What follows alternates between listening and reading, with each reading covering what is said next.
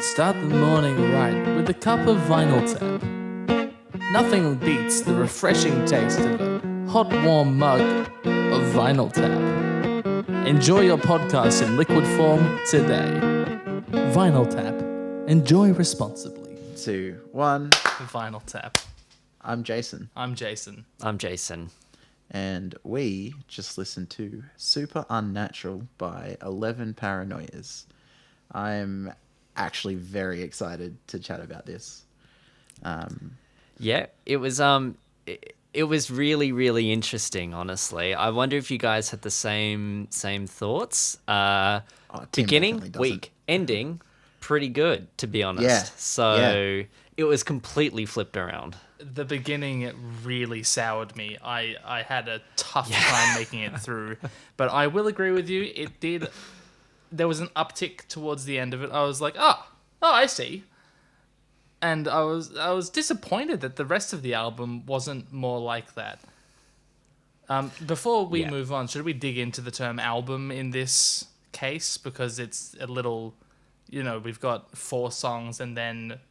Basically the same 4 songs. Yeah, do you want to explain, Jason? So this is technically like their first EP, and there's only the 4 songs, and then on the physical CD, but not online anywhere, they've put like the initial, like their first jam together of everything as like 4 bonus tracks, which are what turned into the original 4, like the 4 songs on the start of the album. So it's kind of cool and weird because you get to compare a produced song you've just listened to like to a jam that they've recorded with one recorder in the room. So it's interesting. And the best bit about it was that the mastered sort of mixed version, the kind of the clean one that they sort of had all the chance to make sound good, was terrible. It was shithouse compared to the for all of version where them, there I was don't just know a for all single of mic them. in the room. I think for some of them, and sometimes Really? I think there's like pros and cons to both. There's pros and cons, but I think as an overall experience, the just like rehearsal recordings or demo recordings were by and far better. Even just musically better. I would say mainly musically better. There's more variety, there's more energy, there's more... what other terms did I use? I feel like the raw nature of the recording actually fits the tone better than the studio versions. That you raise a fair point. I know you've got questions about production and stuff, Beebs, but I'm going to jump straight into something. At least when people record punk and some heavier things, they tend to use like, I don't want to say shitty mics, but mics that aren't as like high fidelity. So they capture that like raw energy to it, as opposed to getting like the best mic that's going to capture the whole frequency spectrum and get you a really clean, clear sound. Obviously, for something like this, you wouldn't want it. And I have no clue what they recorded on, but it would be interesting to see if they like changed the microphones, if it would make a difference to your opinion on the first 4 tracks. Honestly, it was the mixing and the EQ balance that really got to me. Like the mixing for the first 4 tracks was atrocious. Like basically like you're immediately assaulted with drums that are way too soft and don't have any impact, a bass that's so huge and yet lacks any low end, and then vocals that are all just like they're trying to do these really cool effects, and I can hear that there's effects trying to happen like whispering and all this sort of cool stuff, but instead you just get assaulted by the high end, like high frequencies are just cutting. Biggest issue across this was the vocals, and it worked way better in those jam sessions where what the vocals were doing worked more as like a textural effect, kind of like what you get in shoegaze, but a bit more like screamy as opposed to, singing and whatnot, where it like sits in, it's a textural thing. It's not meant to be a main focus. Whereas in the first 4, where it is like proper production, they just cut through so much and all this screaming and stuff and screeching that like could be really cool texturally, was just the main focus and kind of detracted from the groove and everything else that was going on because it just clashed too much. Yeah. I mean, I don't know if you would agree here. I really think that if there was just more space in the mix so that you could hear the individual parts, that would have solved a lot. Because I felt like we were just being assaulted by every part in a way where, like, I get that there's maybe that kind of shoegaze element where you're just washed Like with wall of sound, but there sound, was yeah. no... Yeah, but there... Like, I it mean, was but just all the because it's a wrong wall of It sound was- doesn't mean you can't have clarity and distinctions between instruments. And from what you're saying, it How seems would you like get that? there'd be a few different ways. EQ would definitely be a big one. I didn't pay much attention to how it was panned, but panning is another way that you can create space. I know that you can use compressors in certain ways. I honestly, when you messaged saying that you were going to ask about production, I was like, I have not paid attention to that at all. I mean, you mentioned the microphones. Would that have had like, what effect would that have had?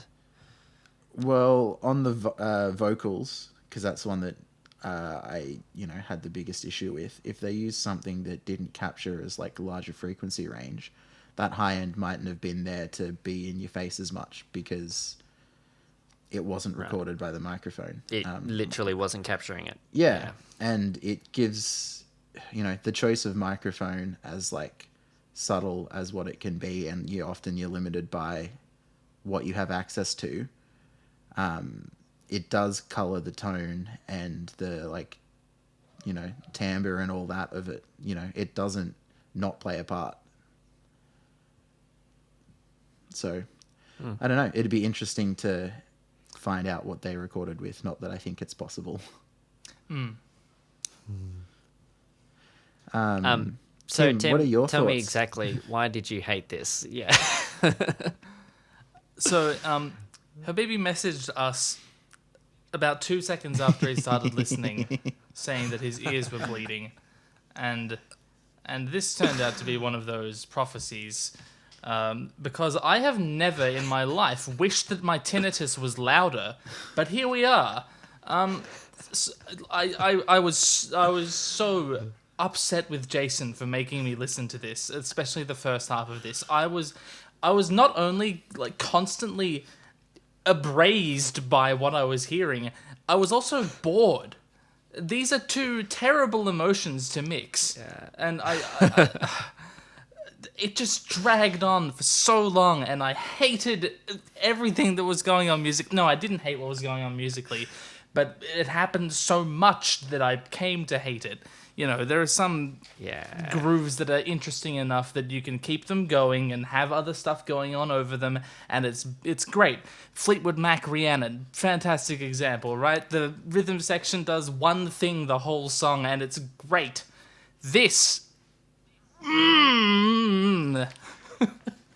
What was abrasing you so much? So, like, you're being dragged over sandpaper, but you're bored. So, why is the sandpaper boring? It's just been is grating on him so much that he's numb to it. He doesn't Yeah. feel it anymore. It's like, right, it's right. sandpaper. Cool. I've been here. Like, when we been got to here. the fourth track and it actually had a change in tone, I was actually very relieved just to have something other than, first of all, an A chord that is just loud, and that's the album that we're listening to today. Yeah, so I accidentally wrote down the sentence, "Can my ears rest?" instead of the title of that song, which is inside Eusa's head. Cool names, by the way. Like, everything aesthetically about this album, Yeah. And everything except for the album art music, is I gorgeous. loved. It's great. The artwork's fantastic. I love the tone of it. Jason told me that the lyrics are great. I couldn't hear them, but I'm sure they are. I only know because I read. I couldn't make them out from what was being sung. So it's one of these thematically, creations it's cool. where everything about it is fantastic except for the main attraction. I disagree. You disagree? I wouldn't say that I can it's sort of- great, I but can- there are moments in there that are just phenomenal. Like, it's not Yeah. consistently good and Yeah. it's not consistently bad. Some of the, like, psych stuff that they have going on with the drones and the groove, it just locks in at certain points, and I'm like, yes, this is really cool. And then there are times where I'm just like, this Yeah. feels a bit all over the place. You know, Yeah. and later songs, like in Reaper's Ruin, they started Which playing. one? Because What do there you are mean? two Reaper's Ruins. on Okay, this. well, both. They do it in both. But they started playing with like textural shifts as well, where they dropped down to like just the drone or just the drums and had things come in and out, which, you know, is really cool, especially for psych kind of stuff where you've got the same thing going on, where, you know, harmonically and melodically maybe not as much is going on. So you use instruments coming in and out to create the interest. And I think that if they'd steered more into that, it probably would have created a like more consistent, interesting product. I agree. I only noticed it on the second run in the jam session side of the album. Are you sure that it happened? Like, Yeah, because I wrote it down because I was Okay. like, oh, cool. This is something that's starting to, like, they're not just sitting on the same thing with the same texture the whole time. They're starting to drop things out. It was definitely more pronounced on the jam session. yes, But that's probably Yeah. why I preferred it. I mean, I know we all preferred that side, but I think that's probably why I did, because the differences are more pronounced, and that's what I look for in music: contrast. I'm sure that's what most of us look for all the time. That's In different look. ways. I agree with both of you here that Tim, that first side was really hard to get through because it was just so the same. There was just this constant dirge. It didn't change. It didn't move off anything, and I kept on wishing that they would speed up or they would, like especially Deceiver of the Deep. So What a there was cool this name. moment where they could have. That's so cool. It's so cool. But they And could have the they could have riff? sped up. Yeah, where is it? Is it like at 4 minutes? They had this opportunity to speed up and give it like this huge kind of like almost like punk drive and then fall back into the kind of heavy dirge, and it would have been such a cool moment. And they actually got that in the In the on jam the second side. Yeah. Which is like they achieved that effect, and it was so much more engaging, even though the mixing was terrible. Well, like you know, the recording. I quality don't know was how much terrible. mixing was done because it was just the one There was track. zero mixing, what can you probably. do? I mean, they might have done some Um, like basic EQ and stuff to it, but it was one track. Yeah, no, it's just the one. And again, like that was just those first 4 songs were just kind of trash. They really needed. There were some cool moments. I mean, like I don't know. I was reminded of a couple of like first song right at the end. The vocalist was getting almost. There's a band called The Idols, and they've got a song that's very, very sort of similar, Colossus. And it was like really getting those moments of like just intense aggro energy, and it just like hits you like a wall. But the lack of contrast just killed it. Like if that's all you're getting hit with, then that's kind of the norm, right? And then you're not getting any energy from that point. Yep. Also, oh yeah, go No, on. you go. No, you go. Oh no, You I go. was just gonna say, there's a vocal effect in what is it, inside Eustace's head, that reminded me of the old wizard from Scene 34 in Conan the Barbarian. I don't think I got that. In fact, I wrote down very little for that song. I think I've written fewer notes for this album than anything we've covered on Vinyl Tap, and most of my notes are complaints. I'm terribly sorry, and I feel kind of worried about critiquing this album because what if I get cursed? Well, better. That's great. You've achieved something from listening to it then. Something came from Yeah. There's 2 things I really wanted to point out. That riff in Deceiver of the Deep, where it's kind of like the guitar, I guess is a call. It's kind of a call and response because you've got the vocals and then the guitar does the the line. I really, really love the line that it does. No, Tim? Yeah. Really? I mean, yeah. Did you not? It just there wasn't much to it. I was like, Doesn't okay, need to be, does there? no, that doesn't. Well, it does if you're gonna make it go for 7 minutes. I know. I just thought it was cool. And the other thing I See- thought... I know you go, Babes. Oh no, I was just gonna say. I mean, that's kind of like I feel like that's the point, though, right? It's that it doesn't need to be complex, and it doesn't need a lot. It's like literally kind of switch off your brain and let 8 minutes of dirge happen. And I'll say that like the second side does it a lot better, but even the first side still has that element of just kind of switching off and letting it drag Wash you over into the you. mud with just that one line. The other thing is that inside Eusa's head, there was this like really cool moment near the beginning where it just had this whistling, like very like Actually, I think that was the end of Reaper's Ruin. maybe it was, but there was this like whistling, like very clean, not I did like enjoy that. affected whistling over the top of this heavy like I don't know, stoner metal, psych. I don't know what I don't really What know the what fuck genre do to you call this? Where are we? What are we looking at? There's a lot of like genre blending going on here, as far as I can tell. A bit of doom, a bit of like I said, psych. I'm really not 100% sure. Stoner metal. Stoner metal. Yeah, it's in a weird place, but it's cool. So something that I thought was really, really interesting with this kind of A-side, B-side, like rehearsal studio version, the drums, we've mentioned this actually quite a lot in our previous episodes about drummers not overplaying their hands and how that's such a cool effect and what that really does. And you can actually hear Hiding the your power opposite level. of that.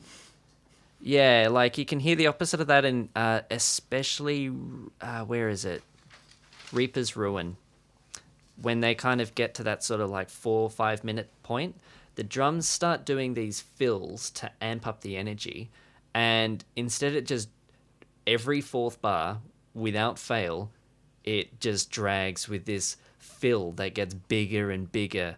And he's trying to fit in more than last time just to give it more energy, and it like blows the time out. It kind of loses all of its rhythm, and then when they do it again on the second side, he doesn't do any of that, and it's suddenly so much better. The drumming just gives it so much more impact because he's not like bloating out the fourth bar every single fourth bar. I thought that was a really cool sort of, I don't know, comparison. And I also couldn't understand why in the studio version, if you can play drums well, why would you suddenly not play them well? Well, interesting thing, they kind of give themselves a bit of a time constraint when they're in the studio. I was having a look into it, and apparently they always record on a solstice and they finish tracking in 2 days. What? Yeah. I don't know. I actually reading kind the of see where interviews they're coming from. of I think it was the bassist. I can't remember his name. I'm sorry, but they seem really into like concept stuff and taking like concepts from other novels and science and the universe and putting it into music and making it very like spacey, but like heavy spacey. And also demonic. Yeah, and also demonic and Occult. Also demonic. yeah, I don't know. Like it's interesting. Using this album as reference, though, the what did you say? The eclipse? On a solstice. Solstice. The solstice is clearly not doing anything for their music.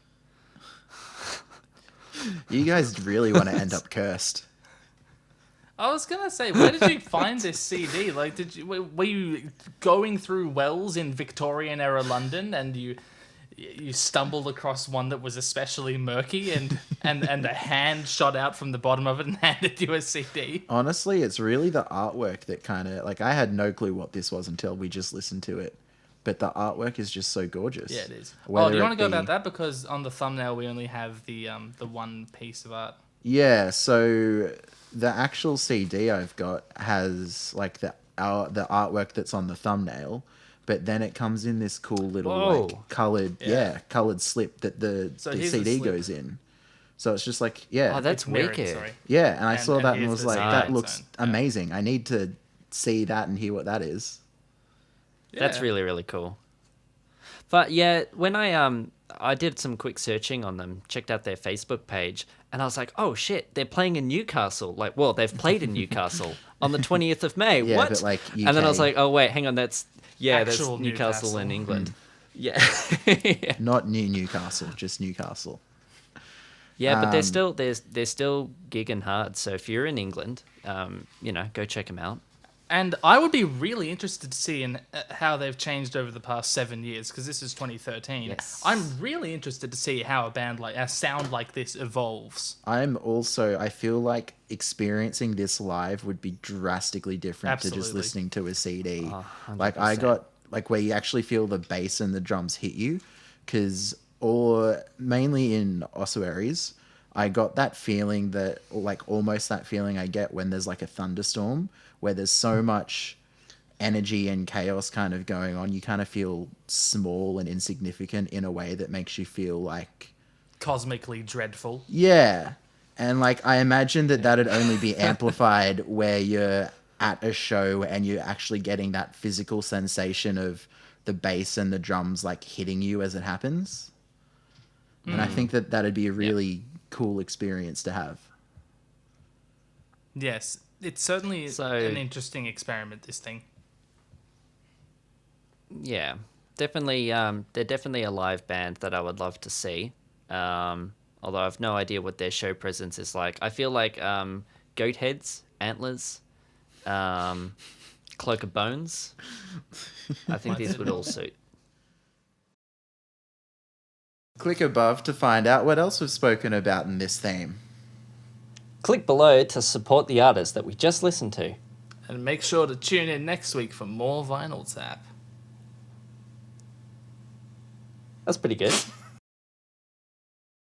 We've taken the core repetitive minimalist ideals of meditative music, but replaced relaxation and focus with anxiety.